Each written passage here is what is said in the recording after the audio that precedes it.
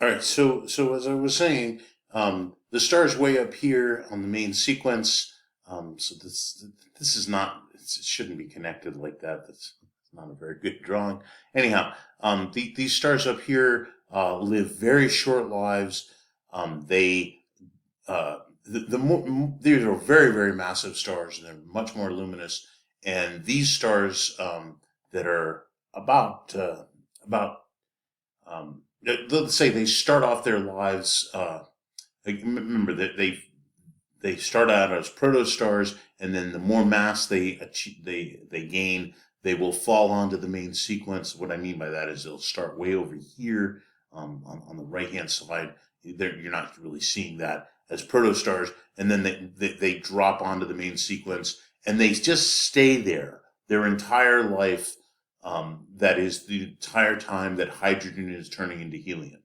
Then, as hydrogen runs out in the core, and it runs out a lot faster with these stars, the stars will leave the main sequence, right? And so that's what's going on here with these. So the lower mass stars like the sun or relative, well, anyhow, stars around the same mass as the sun will go into this region called the instability strip. That basically they get larger and smaller, larger, and so what's going on there is and the more massive stars do this for a while too. What happens is there's a shell of hydrogen around the core, right? The core is the center of the star. That's really where the fusion's taking place.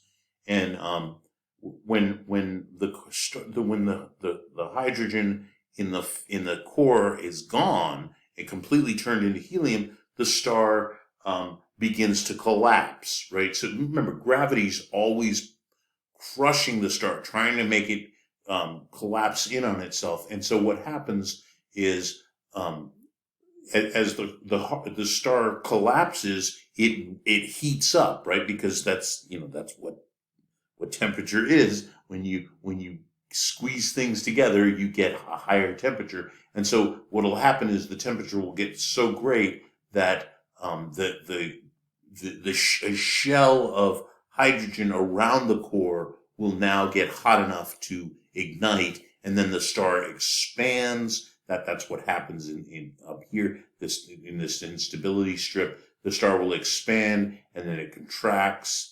Right, as it runs out of hydrogen, it contracts, and then then the next shell out will ignite, and then it expands. Then it expands again, and then it contracts, and it can keep doing that for millions and millions of years. All right. Now, a star like our sun can turn hydrogen into helium for about 10 billion years. The stars way up here, maybe, tens of millions of years.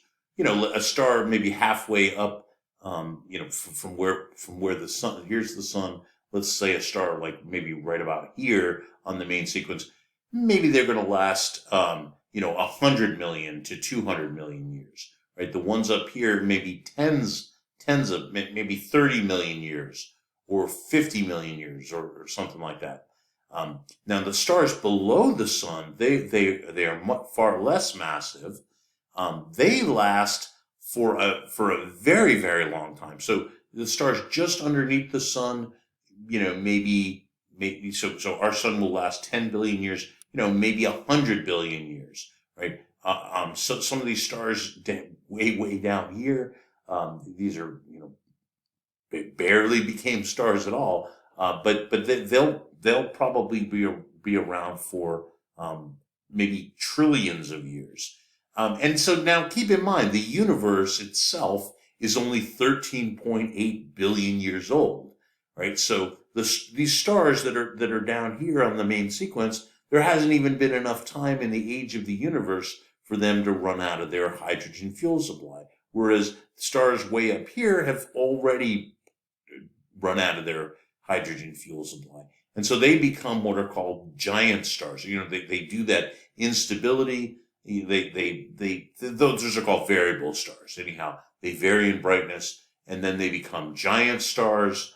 and the stars that are about the mass of the sun will become giant stars as well. Not quite as big as these other stars, but then the giant stars will eventually, they keep doing this expanding and contracting, expanding, contracting. But eventually the expansion gets so much that the outer shell of the star races out into the surrounding galaxy and doesn't come back to the star.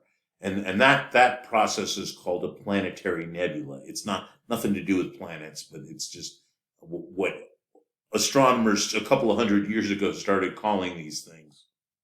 They thought they looked like planets. But anyhow, so the planetary nebula phase, and then what happens is, so the stars around the same mass as the sun, so maybe less than about 10 times the mass of the sun, will all do this. They'll all become larger and larger, because they're fusing heavier and heavier elements. The stars around the mass of the sun will fuse carbon, nitrogen, and oxygen, right? That's called the CNO cycle. And there's a lot of carbon, nitrogen, and oxygen that is produced. All right. So this is a big idea. All right. So this is a really important idea that comes from this chapter. The stars, all the stars, are the factories where the periodic table is made, except for hydrogen and helium. Right? Hydrogen and helium, the first two elements on the periodic table, which are what the stars are formed from, come from the Big Bang itself. The Big Bang created the hydrogen and the helium. It created, 90% of the universe was hydrogen, about 10% of the universe was helium, and that was it. That was the original two elements on the periodic table. The stars are what create the heavier elements on the periodic table. Right? The low mass stars will create the relatively, the low the elements really low on the periodic table, like up to about iron or so.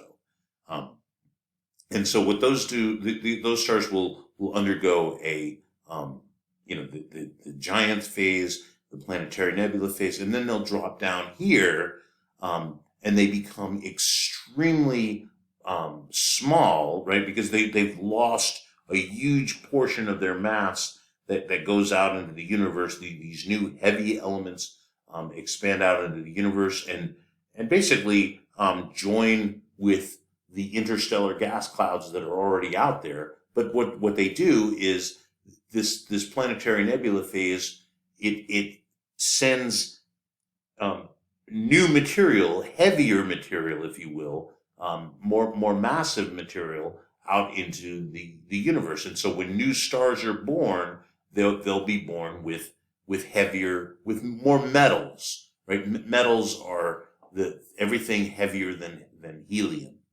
All right. So anyhow, the stars that are low mass will eventually become what are called white dwarfs. That's this region right here.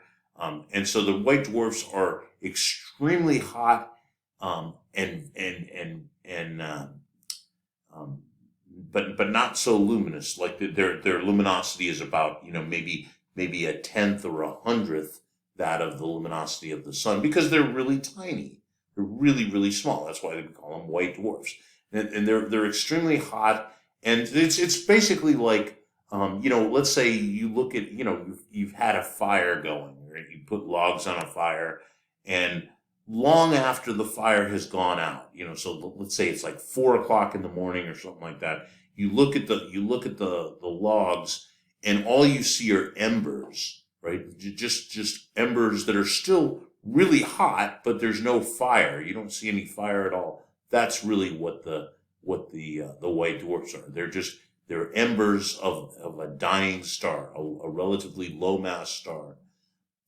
Now, the higher mass stars have a slightly different evolution. They will get really, really large, and then instead of the planetary nebula phase, what happens is when the stars, as I said before, they collapse and expand, they collapse and expand, and when when iron is first created in these massive stars, element 26, that's it, right? Then the star is ready to explode.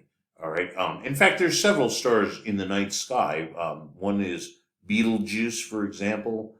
Betelgeuse is a giant red star. It's a supergiant red star that looks like it's about to explode. It could happen tomorrow. It could happen 10,000 years from now, but it is going to explode, and that explosion is what we call a supernova. Okay, so and when it creates a supernova, that's most of the star explodes out, and that material, that heavy material, is spread out into the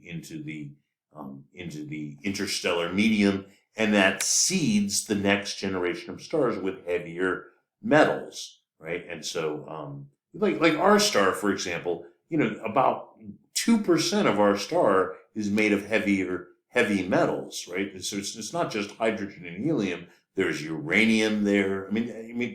How do we get the uranium on the Earth? It comes from the nebula that formed our sun. How do we get the lead and things like that? All these heavy elements that are part of our solar system came from a long dead massive star, a massive star that died long, long ago and seeded the interstellar medium